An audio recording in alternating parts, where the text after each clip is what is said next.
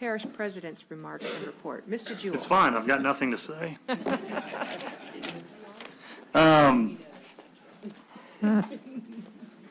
me see how I can work you into this report here, Julia. All right. I'll try to be as fast as I can because I know we got a lot of stuff on the agenda. We'll go ahead and just start with Barber Rd bank stabilization. That project, sorry.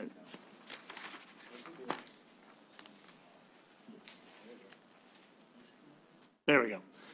The Barber Rd bank stabilization project is beginning. You can just see right here, this is showing you that the slope of the canal, they're going to be putting in vertical sheet pile and then backfilling to make a shoulder.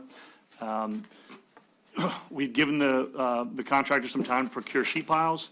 They were telling us they were having trouble procuring sheet piles, and it's time for them to get started. So the clock has started on them, and they're going to be moving forward to stabilize that bank and that road. The contractor is going to work in segments to fix the canal bank. So there may be intermittent lane closures. Residents should just be courteous, allow cars to come one way and then advance the other. Luckily, outside of school hours, this road is not too heavily trafficked, so the contractor should be able to work pretty quickly. We'll go over on Friday. We had the Council on Aging grand opening of their new building, and it's going to be next door. It's next door to our community center. The building is now the new hub for the Council on Aging. Their great room will host large events. The kitchen will prepare meals for the day programs as well as home delivery, and their dispatchers will get transportation for those who need it, amongst many other services that they provide. So just want to say congratulations to all of those involved who helped plan that and build that building. RSVP Fall Fest was a big success. We had more than 250 seniors who joined our Parks and Recreation, Council on Aging, and RSVP for the Fall Fest, and that was on Halloween, October 31st. The seniors were treated to a Halloween-themed food, fun, and played bingo, as well as a costume contest, which you can see there on the side. Thanks to all of our sponsors who made that event possible. Just a recap on fall sports. Fall sports is pretty much over. We had Parks and Recreation had one of its most active fall seasons in recent years, with 1,175 athletes across tackle football, flag football, fall baseball, tennis, volleyball, and cheerleading. In addition to that, into the youth programs, there were 180 adults participating in cabbage ball and men's softball league, 335 volunteer coaches, and over 600 games played for the fall. The team is now gearing up for basketball season. We usually have about 1,000 players registered, and we partner with the Pelicans, and we're partnering with the Pelicans for another exciting year. So we're moving from one to the next, and we're going to keep our young and our older residents active throughout the parish. Rathbourne construction. The notice to proceed for the Rathbourne Park bathrooms and storage facilities was issued on November 1st. Construction begins this week. If you're out there, you can see the tree was removed in the area where the bathroom will go, and you can see in the picture there that the area is taped off with orange fencing. We ask all of our residents using the park to please try to stay away from this construction area while that's going on. I think the contract time is about 120 or 150 days. So in 150 days, we'll hopefully have a nice bathroom to dedicate in Rathbourne, and that's the number one requested amenity at Rathbourne. St. Rose Drainage Town Hall meeting, November 1st. I met with members of the St. Rose community to present the drainage master plan and discuss community concerns. Members of the St. Charles Parish Council, as well as council members-elect, attended to look at the project principal engineering recommended for that area and to discuss funding avenues to work on these improvements for years to come. I'll tell you that it is $105 million if you take all of the phases, if you complete all of the phases of all of the projects for all of the St. Rose watersheds. St. Rose is very unique because it has multiple small watersheds. Each one of those watersheds has conveyance and usually a pumping station, if not more than one pumping station. And so we know to get it where we would need it to be, it would require a significant amount of investment. We've already received some capital outlay funds for some projects in St. Rose, as well as requested nearly $50 million, probably a little over $50 million through various grants to build projects for the St. Rose area. There is a need for us to start some more engineering for projects in that area, so we will be looking to do this hopefully in 2024. The drainage master plan is also posted on the parish website, along with the presentation for those who missed it. St. Charles Parish Employee United Way campaign. Through this year's campaign, our employees have shattered the previous record of contributions to United Way with an amazing $50,000 combined. So I want to thank all of our parish employees who came out to our fall festival and they had fun and raised money for the United Way. So we appreciate them and everything they did with that. Our 2023 Veterans Luncheon is this Thursday, and we're inviting all St. Charles Parish veterans and their spouses to join us at 11:30 at the Community Center as we honor and thank all of our veterans for their service. Sales tax update. Our sales tax for September is up 0.12% from September of 2022. That equates to about $5,010.64, and we are up 4.3% over the previous year. Want to give everybody an update on the Hale Boggs construction.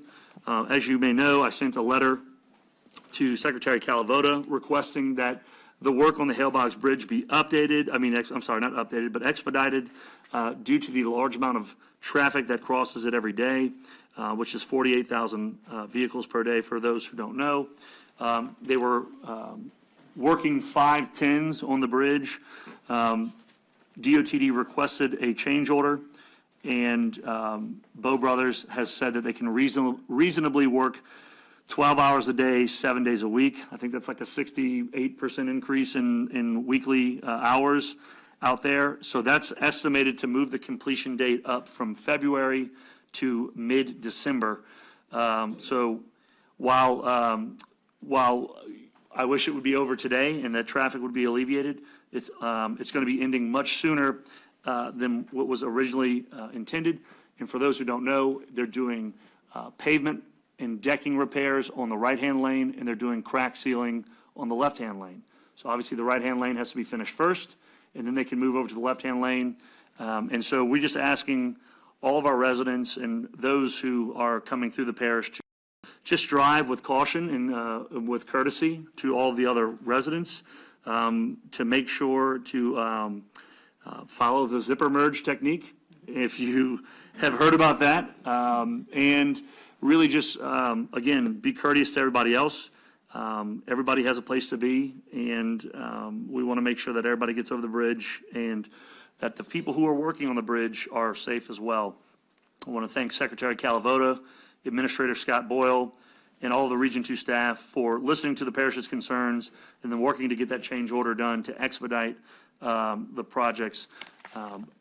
Last but certainly not least, I think I have two things last. We don't have slides for, but congratulations to St. Charles Borromeo Church for celebrating their Tricentennial. I was honored to attend the Tricentennial Mass over the weekend on Saturday, and just want to thank Father Mixie for his dedication to his congregation, as well as Louis Altamont and all of the people who were on the committee to make the celebration possible. If you don't know, they actually celebrated the Tricentennial for an entire year previous to the Tricentennial date.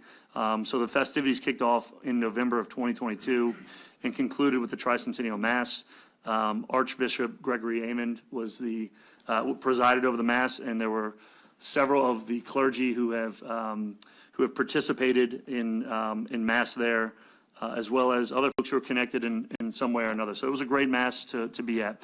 And just a personal congratulations to Dick Gibbs and his daughter Lexi and Dylan Gibbs for completing an Ironman recently. If y'all don't know what an Ironman is,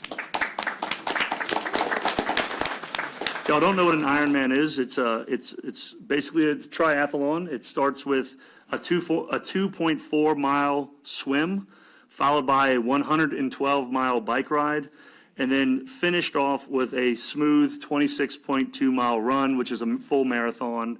So it's a huge achievement just to finish it. And I'm sure the next one you run, you're gonna win. So, congrats to you and your daughter and son. Thank you. Ms. Cormier. Thank you, Madam Chair. I just have a quick question. I appreciate the update on Rathborn. Really glad to see the bathrooms coming to fruition there. That was much needed. This kind of ties into the budget. Rathborn parking expansion has been discussed and budgeted back and forth, I think there've been some issues through the years. I know it's not in the budget this year. Some of the projects I noticed were rolled over in the budget this year, which was very helpful, but this one was not. So does this mean maybe this one's not moving forward or some issue? Yes, there's a couple issues with that. So obviously we have a land donation issue. There was a sunset on the time for us to be able to start that project.